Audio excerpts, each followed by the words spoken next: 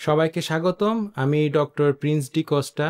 আজকে আমি আপনাদের সামনে ৮টি মানুষকে ম্যানিপুলেশন করার কৌশল নিয়ে কথা বলবো, যেভাবে আপনার চিন্তা শক্তিকে নিয়ন্ত্রণ করা হয় সেগুলো। অনেক সময় নার্সিসিস্টরা এগুলো ইউজ করে থাকে এবং আপনি বুঝতেও পারবেন না যে আপনি কখন ম্যানিপুলেটেড হয়ে যাচ্ছেন। যখন আপনি এই কৌশলগুলো বুঝতে শুরু করবেন, তখন আপনি দেখতে পাবেন যে এগুলো একটি নির্দিষ্ট প্যাটার্নে কাজ করে। আর একবার আপনি যদি সেই প্যাটার্ন ধরতে পারেন, তাহলে বারবার সেই জালে আপনি আর পড়বেন না, আপনি জাল ভাঙতে পারবেন। সুতরাং চলুন শুরু করি। প্রথম যে ম্যানিপুলেশন টেকনিকটা নিয়ে কথা বলবো সেটা হচ্ছে গ্যাস লাইটিং। গ্যাস লাইটিং হলো এমন এক ধরনের মনস্তাত্ত্বিক বিভ্রান্তি যা ধীরে ধীরে একজন মানুষকে নিজের বাস্তবতা নিয়েই সন্দিহান করে তোলে। এটি ঘটে যখন কেউ ইচ্ছাকৃতভাবে কোনো ঘটনাকে অস্বীকার করে, বিকৃত করে বা পুনর্লিখন করে, যাতে আপনি নিজের স্মৃতি বা অনুভূতির উপর বিশ্বাস হারিয়ে ফেলেন। ধীরে ধীরে আপনি নিজের বিচার বোধের পরিবর্তে অন্যের যে কথা, মানে যে আপনাকে ম্যানিপুলেশন করছে, তার যে বিচার বোধ এবং তার যে কথা, সেগুলোকে বেশি গুরুত্ব দেওয়া শুরু করবেন। এই প্রক্রিয়ায় আপনার মস্তিষ্কে কগনিটিভ ডিসোনেন্স তৈরি হয়। এর অর্থ হচ্ছে আপনি জানেন কিছু কিছু কথা সত্য, আবার কিছু মিথ্যা, কিন্তু বারবার শোনা কথার কারণে তা নিয়ে আপনার দ্বিধা তৈরি হয়। মানে কোনটি সত্য এবং কোনটি মিথ্যা, এটা আপনি আর ডিফারেন্সিয়েট করতে পারবেন না। সো কিভাবে করা হয় এই গ্যাস লাইটিং? ধরেন আপনি কোনো একটা কিছু করছেন, আপনাকে যে ম্যানিপুলেট করছে সে আপনাকে বলছে তুমি আসলে খুব বাড়াবাড়ি করছো, অর্থাৎ তুমি যা করছো এটা অতিরিক্ত হয়ে যাচ্ছে। তখন কিন্তু আপনি দ্বিধায় পড়ে যাবেন। আবার কখনো কখনো তারা পুরা ঘটনাটিকে অস্বীকার করতে পারে। আপনি একজনকে ঘুষ খেতে দেখলেন, সে বলল যে না, এটা কোনোদিন ঘটেই নাই, আমি ঘুষ খাই নাই। এভাবে আপনাকে ম্যানিপুলেশন করতে পারে। আবার খুব সহজেই আপনাকে বলে দিতে পারে যে আপনি অতিরিক্ত সংবেদনশীল, মানে অ্যাকচুয়ালি এই বিষয়টা এত সিরিয়াসও না, আপনি যতটা সিরিয়াসনেস দেখাচ্ছেন। সো এই বিষয়গুলো করার উদ্দেশ্য হচ্ছে আপনাকে বিভ্রান্ত করে ফেলা, যেন আপনি আর সঠিক তথ্যের ভিত্তিতে সিদ্ধান্ত নিতে না পারেন। এর ফলাফল হচ্ছে আপনার আত্মবিশ্বাস হারিয়ে যাবে, আপনার যে চিন্তাগুলো থাকবে এগুলো বায়াসড হয়ে যাবে এবং আপনার তার উপর, মানে যে আপনাকে ম্যানিপুলেশন করছে তার উপর এক ধরনের মানসিক নির্ভরতা তৈরি হবে।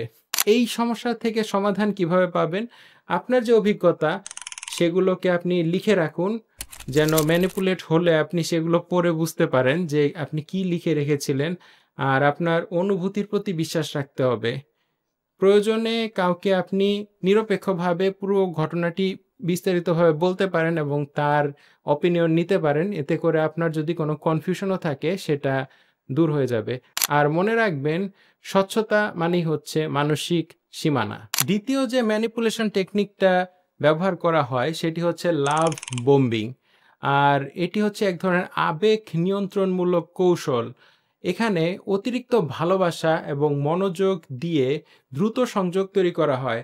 আর শুরুতেই যারা আপনাকে ম্যানিপুলেট করবে তারা আপনাকে অনেক প্রশংসা করবে, আপনাকে বন্ধু বানাবে, যেন আপনার মনোযোগ তাদের উপর একদম সুন্দরভাবে পড়ে এবং আপনি তাদের বিশ্বাস করতে শুরু করেন।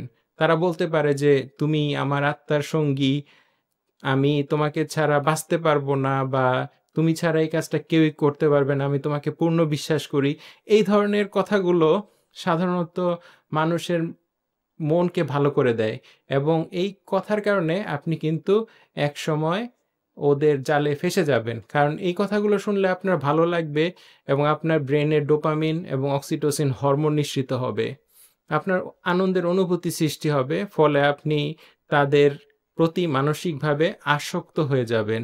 আর একবার যদি আসক্ত হয়ে যান, একবার যদি নির্ভরতা তৈরি হয়, তখন তারা তাদের আসল রূপ দেখাবে এবং তারা হঠাৎ করে দূরে সরে যাবে। ফলে আপনি তখন ভাবতে থাকবেন যে আমি কি কোনো ভুল করে ফেললাম? এভাবেই তৈরি হয় ট্রমা বন্ডিং, যেখানে ভালোবাসা ও কষ্ট মিলে এক ধরনের অদ্ভুত মানসিক বন্ধন সৃষ্টি করে। এখান থেকে আপনি কিভাবে বাঁচবেন? এখান থেকে রক্ষা পাওয়ার উপায় হচ্ছে সম্পর্কের গতি আপনি ধীর করে ফেলুন। আপনি কারো কথায় দ্রুতই প্রভাবিত হবেন না এবং আসল যে পরিস্থিতি আছে সেটাকে পর্যবেক্ষণ করতে শিখুন। তাদের কথাকে বিশ্বাস করার চেয়ে পরিবেশ পরিস্থিতিকে বেশি গুরুত্ব দিন। সত্যিকারের ভালোবাসা কিন্তু ধীরে ধীরে গড়ে ওঠে। হঠাৎ করেই কিন্তু ১-২ দিনের মধ্যে গড়ে ওঠে না। এরপর আরেকটি ম্যানিপুলেশন টেকনিক নিয়ে আমি কথা বলবো। ৩ নাম্বারে রয়েছে গিল্ট টিপিং।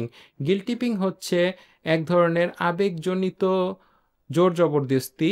এখানে আপনাকে মিথ্যা অপরাধ বোধে ভুগিয়ে আপনার আচরণকে নিয়ন্ত্রণ করা হবে।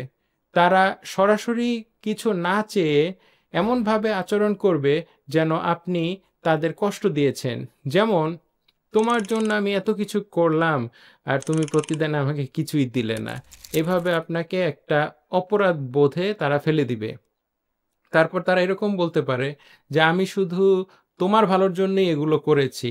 সো সে তার যে অপকর্ম আছে সেগুলোকে জাস্টিফাই করার জন্য এই ধরনের কথা বলতে পারে। আর তখন আপনিও অপরাধ বোধে পড়ে গিয়ে তাদের এই কথাগুলোকে বা তাদের কর্মকাণ্ডকে মেনে নিবেন। এতে আপনি তখন মনে করবেন যে আপনি অকৃতজ্ঞ, স্বার্থপর বা খারাপ মানুষ। যদিও আপনি কেবল নিজের সীমা রক্ষা করে চলেছেন। সো এর মনস্তাত্ত্বিক প্রভাব অনেক ব্যাপক। আপনি না বলা মানেই অন্য যে পার্টি রয়েছে তাকে কষ্ট দেওয়া এরকম মনে করবেন। সো আপনি না বলার ক্ষমতা হারিয়ে ফেলবেন। এই সমস্যার সমাধান হলো আপনার নিজেকে জিজ্ঞাসা করতে শিখতে হবে যে আমি কি পুরোপুরি ভুল করেছি নাকি আমাকে কৌশলে অপরাধী বানানো হচ্ছে। আর সত্যিকারের অপরাধ বোধ কিন্তু আসে নিজের নৈতিকতা থেকে, কিন্তু কৃত্রিম অপরাধ বোধ আসে আপনাকে কেউ নিয়ন্ত্রণ করলে সেই নিয়ন্ত্রণ থেকে। এটি সবসময় মনে রাখবেন, আপনার সীমা বজায় রাখার অধিকার কিন্তু আপনারই। চতুর্থ যে ম্যানিপুলেশন টেকনিক সেটি অনেক বহুল ব্যবহৃত হয়। এটিকে বলা হয় ট্রায়াঙ্গুলেশন। ট্রায়াঙ্গুলেশন তখন ঘটে যখন কেউ আপনার সাথে সরাসরি কথা না বলে তৃতীয় কাউকে এই কথার মধ্যে জড়িয়ে ফেলবে। উদাহরণস্বরূপ, তারা আপনাকে বলতে পারে যে সবাই বলে তুমি অতিরিক্ত প্রতিক্রিয়া দাও, বা সবাই বলে তুমি মিথ্যা কথা বলো এবং তোমার বন্ধুও সেটাই মনে করে। এভাবে বন্ধুর কথা বলে আপনাকে ওরা কোণঠাসা করে ফেলবে। এভাবে তারা একটি সামাজিক ত্রিভুজ তৈরি করে যাতে আপনি নিজেকে একা এবং ভুল মনে করতে থাকবেন। এটি কোনো সমস্যা সমাধান নয়, বরং মানসিক প্রভাব বিস্তারের একটি অপকৌশল। সো এর ফলাফল কিন্তু ভয়ঙ্কর। আপনি তখন অস্থির হয়ে পড়তে পারেন, আপনি তখন বিষাদগ্রস্ত হয়ে পড়তে পারেন এবং আপনার আত্মবিশ্বাস কিন্তু কমে যেতে পারে। সুতরাং ট্রায়াঙ্গুলেশন থেকে সবসময় সাবধান থাকবেন। ট্রায়াঙ্গুলেশনের কিছু সমাধান রয়েছে, যেমন আপনি শান্তভাবে বলতে পারেন, যদি আপনার সঙ্গে আমার কোনো সমস্যা থাকে তাহলে সরাসরি বলুন। থার্ড পারসনকে এখানে জড়িয়ে তার সাথে কথা বলার কোনো দরকার নেই, কথা হবে আপনার সাথে আমার। এভাবে আপনি ট্রায়াঙ্গুলেশনটাকে পুরোপুরি বাদ দিয়ে দিতে পারেন। আর তৃতীয় পক্ষের সামনে আপনি কখনোই নিজের আত্মপক্ষ সমর্থন করবেন না বা কোনো এক্সপ্লেনেশন দেওয়ার দরকার নেই। আপনি যা বলবেন সরাসরি যোগাযোগের মাধ্যমেই বলবেন। ৫ নাম্বার যে ম্যানিপুলেশন টেকনিকটা আমি বলবো সেটিকে বলা হয় হোয়াইট নাইট সিনড্রোম। এই কৌশলে কেউ নিজেকে উদ্ধারকর্তা হিসাবে উপস্থাপন করবে। তারা প্রথমে আপনার সমস্যা সমাধানকারী বা সহানুভূতিশীল বন্ধু বা সঙ্গী বলে আপনার সামনে প্রকাশিত হবে, কিন্তু তারা নিজেরাই অনেক সমস্যা তৈরি করবে। তারপর তারা সমস্যার সমাধান নিয়ে আসবে। এভাবে তারা নিজেদের ন্যায় বা রক্ষাকর্তা বা নায়ক হিসাবে প্রতিষ্ঠিত করবে এবং আপনাকে সবসময় তাদের সমস্যা সমাধানের যে স্কিল সেটার উপর নির্ভরশীল করে রাখবে।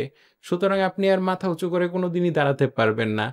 তারা চায় আপনি সবসময় নিজেকে দুর্বল মনে করতে থাকুন, কারণ আপনার শক্তি বাড়াই কিন্তু তাদের যে ভূমিকা রয়েছে বা আপনাকে নিয়ন্ত্রণ করার যে তাদের অপচেষ্টা রয়েছে সেটার অবসান। সুতরাং এটির মানসিক প্রভাব হচ্ছে এটি আপনার আত্মবিশ্বাসকে নষ্ট করে দিবে এবং আপনার মনে হবে যে আমি পারবো না কারো সাহায্য ছাড়া। এটার সমাধান হচ্ছে আপনাকে বিশ্বাস করতে হবে যে সাহায্য আপনাকে শক্তিশালী করে সেটিই সত্যিকারের সাহায্য। আর যে সাহায্য আপনাকে নির্ভরশীল করে রেখে দেয় সেটি কিন্তু সাহায্য নয়, সেটি আপনাকে নিয়ন্ত্রণের একটি উপায়। আপনার নিজের সক্ষমতাকে আপনাকে গুরুত্ব দিতে হবে। আপনার মুক্তি কিন্তু আপনার নিজের মধ্যেই লুকায়িত। তারপরে ৬ নাম্বার যে ম্যানিপুলেশন টেকনিকটা আছে সেটি হচ্ছে সাইলেন্ট ট্রিটমেন্ট। সাইলেন্ট ট্রিটমেন্ট হচ্ছে যোগাযোগ বিচ্ছিন্ন করার মাধ্যমে একটি মানসিক শাস্তি দেওয়ার কৌশল। এটিকে আপনি ভাববেন না যে শান্ত থাকার জন্য একটি সময়, এটি হচ্ছে আপনাকে শাস্তি দেওয়ার একটি সময়। যে আপনাকে এই পদ্ধতিতে ম্যানিপুলেট করবে সে ইচ্ছাকৃতভাবে দূরে সরে যাবে কোনো ব্যাখ্যা ছাড়াই, এবং যতক্ষণ না আপনি আত্মসমর্পণ করছেন আপনি তাদেরকে আর আপনার পাশে পাবেন না। তখন আপনি ভাবতে থাকবেন আমি কি ভুল করে ফেললাম? আসল উদ্দেশ্য হচ্ছে আপনার মধ্যে এক ধরনের অপরাধ বোধের চিন্তা সৃষ্টি করা। আর এটি বৈজ্ঞানিকভাবে প্রমাণিত যে সামাজিক প্রত্যাখ্যানের অনুভূতি আমাদের মস্তিষ্কে শারীরিক ব্যথার অনুভূতির মতোই কাজ করে। এর সমাধান হচ্ছে তাদের পেছনে আপনি ছুটবেন না যারা আপনাকে ম্যানিপুলেশন করছে বা যারা আপনাকে সাইলেন্ট ট্রিটমেন্ট করছে, এবং শান্তভাবে তাদেরকে আপনি বলতে পারেন যে আপনি চাইলে আমরা কথা বলতে পারি, কিন্তু নীরবতা দিয়ে আমাকে শাস্তি দেওয়া আপনার ঠিক হচ্ছে না। এই সীমা বজায় রাখা মানেই হচ্ছে নিজেকে রক্ষা করা এবং সাইলেন্ট ট্রিটমেন্ট থেকে বেঁচে যাওয়া। তারপর ৭ নাম্বার যে ম্যানিপুলেশন টেকনিক সেটি হচ্ছে ব্রেড ক্রাম্বিং। ব্রেড ক্রাম্বিং হচ্ছে এমন এক ধরনের মানসিক প্রভাবের কৌশল যেখানে কেউ আপনাকে সামান্য মনোযোগ দিয়ে আপনাকে আটকে রাখবে, কিন্তু প্রকৃত সম্পর্ক কখনোই আপনার সাথে গড়ে তুলবে না। তারা মাঝে মাঝে আপনাকে এসএমএস দিবে বা মেসেজ দিবে এবং অল্প স্বল্প হয়তো কথাও বলতে পারে, কিন্তু আপনার সাথে দীর্ঘমেয়াদী বা ডিপ কোনো রিলেশনে তারা যাবে না, এবং সবসময় তারা আপনার সাথে এক ধরনের অস্পষ্টতা বজায় রাখবে। এটি অপেক্ষার মানসিক আসক্তি তৈরি করে, যেন আপনি সবসময় তাদের প্রতিক্রিয়া বা তাদের ক্ষুদ্র একটি বার্তা, মেসেজ বা অল্প একটু ইম্পর্টেন্স আপনাকে দিল সেটার জন্য অপেক্ষা করতে থাকেন। সো মনস্তাত্ত্বিক ব্যাখ্যা হচ্ছে এটি একটি ডোপামিন লুপ, যেখানে মাঝে মাঝে পাওয়া মনোযোগী আসক্তির জ্বালানি হিসাবে কাজ করে। এর সমাধান হচ্ছে নিয়মিততা এবং নির্ভরযোগ্যতাকে আপনার অগ্রাধিকার দিতে হবে। যদি কেউ কেবল মাঝে মাঝে আগ্রহ দেখায় সেটি ভালোবাসা নয়, সেটি এক ধরনের নিয়ন্ত্রণ। আপনি টুকরো মনোযোগের চেয়ে অনেক বেশি প্রাপ্য। ৮ নাম্বার এবং সর্বশেষ যে মনস্তাত্ত্বিক ম্যানিপুলেশনের কৌশল সেটি হচ্ছে DARVO, DARVO, deny, attack, reverse victim and offender. DARVO হলো একটি অত্যন্ত জটিল রক্ষা কৌশল যা নার্সিসিস্টরা তাদের দায় এড়াতে ব্যবহার করে। এটি ৩টি ধাপে কাজ করে। প্রথম ধাপ হচ্ছে অস্বীকার বা ডিনাই। তারা বলবে এই ঘটনা কখনোই ঘটেনি, আমি এই কথা কখনোই বলিনি, আমি এটা কখনোই দেখিনি। এভাবে তারা অস্বীকার করবে। ২ নাম্বার হচ্ছে তারা আক্রমণ বা অ্যাটাক করবে। বলবে তুমি অতিরিক্ত সংবেদনশীল, তুমি যেটা বলছো সেটা তোমার ল্যাক অফ নলেজ থেকে বলছো, তুমি কিছুই জানো না তাই এইসব কথা বলছো। এভাবে তারা অ্যাটাক করবে আপনাকে, কনফ্রন্টেশন এর মধ্যে তারা যাবে। ৩ নাম্বার হচ্ছে তারা ভূমিকাই বদলিয়ে দিবে, অর্থাৎ রিভার্স ভিকটিম, তারা নিজেদেরকেই ভিকটিম হিসাবে দেখাবে। মানে তারা যদি আপনাকে আঘাতও করে তখন তারা বলবে যে তুমিই তো আমাকে প্রথম আঘাত করেছো তাই আমি প্রতিক্রিয়া দেখিয়েছি, সো আঘাতের দোষটা আপনার উপর দিয়ে দিবে। এভাবে তারা নিজেরা ভিকটিম সেজে আপনাকে মেন্টালি কন্ট্রোল করবে। এই ডারভো টেকনিকের মাধ্যমে আসল আলোচনার কেন্দ্রবিন্দু হারিয়ে যায় আর আপনি অপরাধীর মতো আত্মপক্ষ সমর্থন করতে থাকেন। এটি গ্যাসলাইটিং এর একটি উন্নত সংস্করণ, যেখানে সত্য বিকৃত হয় আর দোষীকে নির্দোষ দেখানো হয়। এর মনস্তাত্ত্বিক প্রভাব হচ্ছে আপনার মধ্যে বিভ্রান্তি তৈরি হবে, অপরাধবোধ তৈরি হবে এবং লজ্জা সৃষ্টি হবে। এর সমাধান হচ্ছে আপনাকে সবসময় তথ্য ভিত্তিক থাকতে হবে। তাদের আক্রমণ বা নাটকীয় প্রতিক্রিয়ায় আপনাকে প্রভাবিত হলে চলবে না। শক্তভাবে আপনাকে বলতে হবে, আমরা আপনার দৃষ্টিভঙ্গি নিয়ে কথা বলতে পারি, কিন্তু আসল বিষয়টি থেকেও আমরা সরে যাব না। আমাদের সবসময় পয়েন্টে থাকতে হবে এবং পয়েন্টে কথা বলতে হবে। মনে রাখবেন, সত্য এবং স্পষ্টতা বজায় রাখলে ডার্ভো কৌশল ভেঙে পড়ে। নার্সিসিস্টিক প্রভাবের লক্ষ্য সবসময় এক: আপনার আত্মবিশ্বাস, উপলব্ধি ও সহানুভূতিকে দুর্বল করা। কিন্তু সচেতনতাই সেই শক্তি আপনাকে ফিরিয়ে দেয়।